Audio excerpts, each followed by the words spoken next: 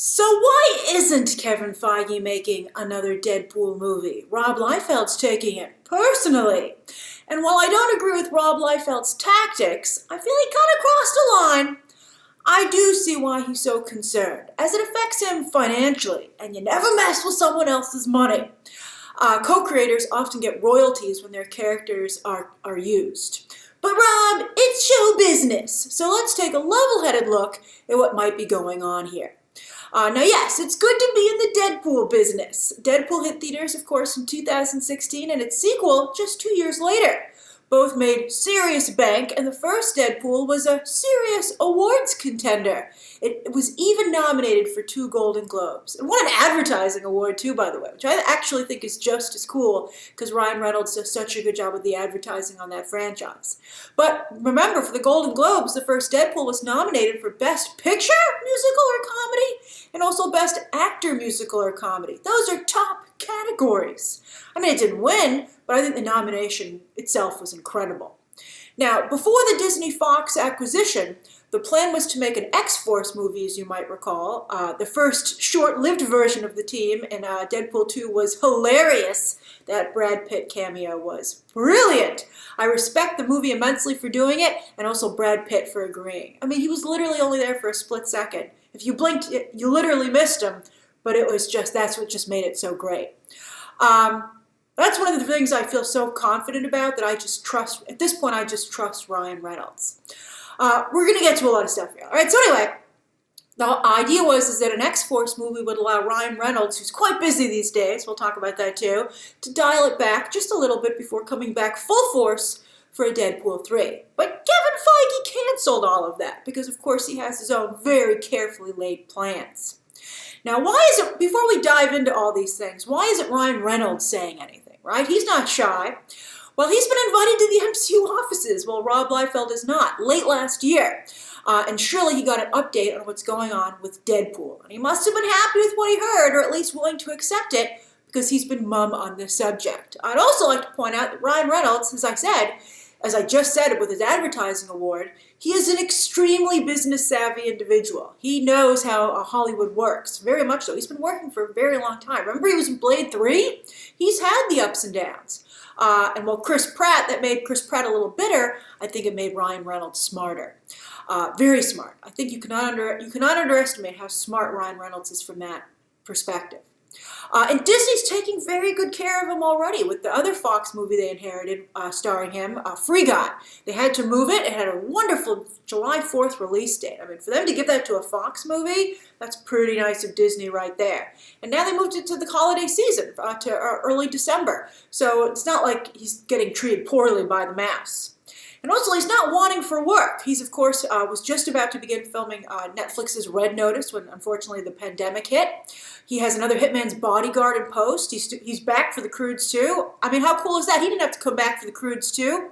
He's going to do John Krasinski's Imaginary Friends. He's doing a new Clue. He's doing that Christmas Carol for Apple TV with Will Ferrell. He's also doing Dragon's Lair for Netflix. I hear that's a long ways off, but he's got it locked in. That's amazing. And there's even more. Ryan Reynolds is good. But still, Deadpool is the foundation of his current A-list status. And as I said, he hasn't always been an A-lister. So he's going to want to keep Deadpool going to keep that A-list status. You know, you want that foundation franchise that, you know, keeps people interested in you overall. That is like a guaranteed slam dunk at the box office, so you can take a few more risks with other projects. And, you know, Disney wants to continue with Deadpool 2. Bob Iger recently updated the header on his Twitter profile, and who's that in the corner? Why, look, it's Mr. Wade Wilson.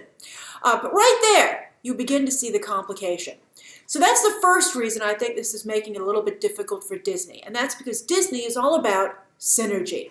And the mouse's real value is supercharging brands by interweaving them, putting them together in their stores, in their theme parks, on their new streaming service.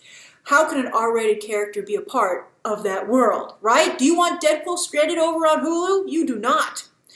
But Bob Iger made that pesky promise in February 2019 when the acquisition was taking place to assuage Deadpool fans that he would keep the R rating. He made it to the fans, he made it to Wall Street.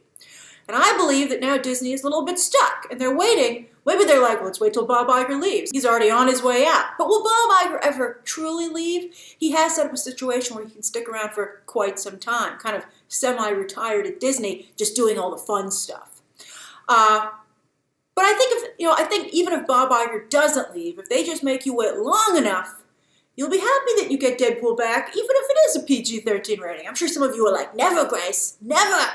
But I think you might have to just make peace with it. And I think Reynolds, by the way, is clever enough to get around it, to go just up to the PG-13 R line without crossing it. I think he can do it. I mean, they're very fortunate that if any comedian can pull it off and who gets the character, it's Ryan Reynolds, who has so many similarities, by the way, to Robin Williams. I think it's very interesting. And Robin Williams was able to act, do clean comedy, and I think Reynolds can too. And I bet they'll prove to you how much you'll like PG-13 Deadpool by putting him in other PG-13 MCU movies first. Which mixes in with the next reason that we haven't gotten a Deadpool 3 date yet, and any announcement, because the MCU slate is just simply jam-packed at this point. They're a victim of their own success, quite frankly. Fox could easily fit in a Deadpool movie, but Kevin Feige has a lot more juggling to do. He doesn't have space for Deadpool 3, literally, until 2023. 2023! That's really far away. Not only with all the films that he has to do, but now the pandemic has messed with the schedule even more so. 2023 is too far away to wait for Deadpool. I'm sure that everybody associated realizes that. I don't think Rob Liefeld has to worry so much. I think he's going to show up again, as I said, in someone else's movie. That's the same way they're handling Superman over at the DCEU. That's how they're handling Hulk with that pesky Universal situation that they can't make a solo Hulk movie, so they're just sticking him in other projects. And my top place to see Deadpool pop up in the MCU before his own movie is, of course, Doctor Strange 2 and the Multiverse of Madness. I mean, Ryan Reynolds is Deadpool and Sam Raimi. That's a perfect matchup right there. I mean, they could really go to town there and do something really cool with the character. It's tough, though. You don't want to have too much Deadpool so he doesn't take over someone else's movie, but he could have a really cool extended sequence there. I think that would, and he's an action character, too, which makes him even more valuable and useful to really plus a movie. So the other place that you could maybe see Deadpool pop up, well, because would he be a multiverse? Like, would he be coming from another universe? Or I don't know. I don't know. I like the idea that he's just been around. It's tough. I don't know. It's a great meta joke for Ryan Reynolds. So I think I could see him not being able to resist that. So I think that's clearly where he would most likely show up. But he could be a fighter in Shang-Chi in that tournament, right? He could be in the upcoming Blade movie. That would be perfect. He's been doing some stuff with monsters over in his own solo comic with also Bloodstone showing up. So there's that whole scenario. And he could also, of course, show up in Spider-Man 3, because in the comics, Peter and Wade have had a long history together, including a flirtation. And I'd be curious to see how the MCU and Sony decide to handle that. And the beauty of Deadpool, of course, is that he can show up anywhere, anytime, as he so often does in the comics. He's a great character for this. I mean, Ryan Reynolds is kind of lucked out in that regard with the Disney-Fox acquisition. I know a lot of you would like a Deadpool kills the MCU movie, and in a perfect world, so would I. But I think we need to realize from a business perspective with Disney, that's just never going to happen. But I think that, again, Ryan Reynolds could come up with something really clever, a clever take with a knowing wink at the comic book fans. Deadpool hugs the MCU, right? Or he saves the MCU. I think something great like that would totally work and be an homage to the comics while still keeping it Disney. Now, I have seen some reports that Kevin Feige doesn't like bringing in other people's work into the MCU. The MCU consists only of his versions of these characters. And for the most part, I do believe that's true. And I bring it up here because one could say maybe that's why he's dragging his feet on bringing in such a strong creative force like Ryan Reynolds, right? Kevin Feige is very much Lord and Master in the MCU. He's the only producer on all the films. There's associate producers and executive producers, but Kevin Feige is the producer. Why does he get to come over and nobody else does? Well, again, I think it's the nature of the character being an anomaly. And Ryan Reynolds has proven to be so perfect in the role, so beloved, and is such a savvy team player that I think Kevin Feige wouldn't have to worry about him. I think this is just an issue of Feige having to figure out what to do with him in such a big, crowded universe that he now has. I mean, the MCU is big. It's a difficult balancing act. A lot of actors have to wait their turn. Look how long we're waiting for Black Panther 2. That's insane.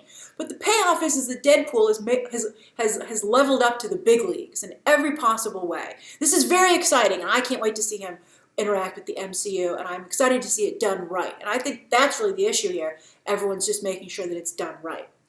If anything, Kevin Feige is an amazing master planner, as Endgame proved. 10 years! 10 years! I mean, a lot of that just came about. I don't think he planned to do Endgame when he started the MCU, but I think now Kevin Feige understands the special sauce of the MCU with these amazing long-term payoffs, and I think he's very, very protective of that.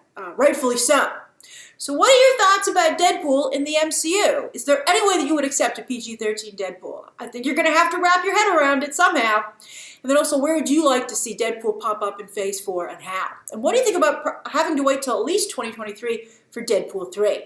I wonder if Rob Liefeld gets anything if Deadpool just shows up in a cameo or a supporting role. I would think he does, so I think he should focus on wanting to be invited to set, not having an awkward moment where they're like, didn't you share photos of Mickey Mouse his carcass being held up by Deadpool? And you'd be like, yeah, you guys should have invited me to the meetings. All right, so anyway, share your thoughts down below, subscribe today, and of course, as always, you can check out some more videos right now.